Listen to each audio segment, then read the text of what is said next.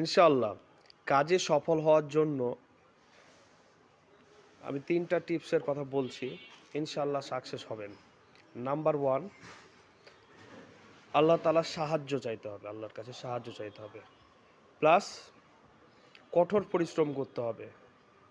Plus কঠোর পরিশ্রমের সাথে সেটাকে কৌশল অবলম্বন করতে হবে। কয়টা বললাম? ৩টা। নাম্বার 1, আল্লাহর সাহায্য। নাম্বার 2, কঠোর পরিশ্রম। নাম্বার 3, কৌশল অবলম্বন। ওই কাজে কৌশল অবলম্বন করতে হবে। তাহলে আমরা ইনশাআল্লাহ সাকসেস হতে পারি ইনশাআল্লাহ। তাহলে ৩টা কাজ করে দেখতে পারেন। ধরেন কোনো একটা কাজ ধরলেন, সর্বপ্রথম কার সাহায্য চাইতে হবে? আল্লাহ তাআলার। আর আল্লাহ তাআলার সাহায্য চাওয়ারও সিস্টেম আছে। দুরূদ পাঠ করতে হবে, তারপরে কি আল্লাহ তাআলার তাসবিহ পাঠ করতে হবে, তারপরে আল্লাহ তাআলার সাহায্য চাইতে হবে। আল্লাহ তাআলার সাহায্যটা এখানে মেইন ফ্যাক্টর। ২ নাম্বার হচ্ছে যে হার্ড ওয়ার্ক, কঠোর পরিশ্রম করতে হবে। ওই কাজটা করার জন্য, সাকসেস হওয়ার জন্য ওই কাজে কঠোর পরিশ্রম করতে হবে।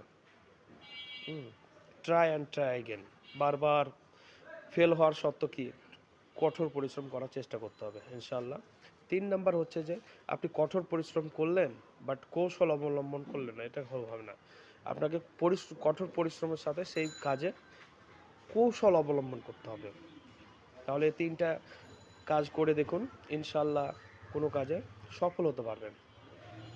তাহলে ১ নাম্বার হচ্ছে যে আল্লাহ তাআলার সাহায্য চাইবেন। ২ নাম্বার হচ্ছে যে কঠোর পরিশ্রম। ৩ নাম্বার হচ্ছে কৌশল বা টেকনিক। ইংরেজিতে বলে টেকনিক বা কৌশল। আশা করি সাকসেস হওয়া খুব ইজি ব্যাপার হিসেবে আমি মনে করি ইনশাআল্লাহ। ডাক্তার জাকির নায়েককে এক লেকচারে এক দর্শক জিজ্ঞাসা করেছিলেন যে আপনার মানে এত ট্যালেন্টের রহস্য কি? আপনি এত কিছু মনে রাখতে পারেন কেন? তখন তিনি বিভিন্ন কোরআন হাদিসের বিভিন্ন উদ্ধৃতি থেকে এই ৩টা আ টেকনিকের কথা বলেছে। তার নাম্বারে যেটা বললাম যে আল্লাহ তাআলার সাহায্য।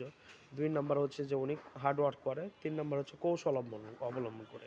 এই কারণে এইভাবে সে কি তার যেকোনো পড়া, যেকোনো মানে বিষয় তিনি কি খুব তাড়াতাড়ি আয়ত্তে করতে পারে।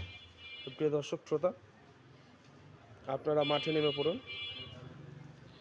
ইনশাআল্লাহ এই টেকনিকগুলো ইউজ করার মাধ্যমে আমরা কাজে সাকসেস হতে পারি ইনশাআল্লাহ।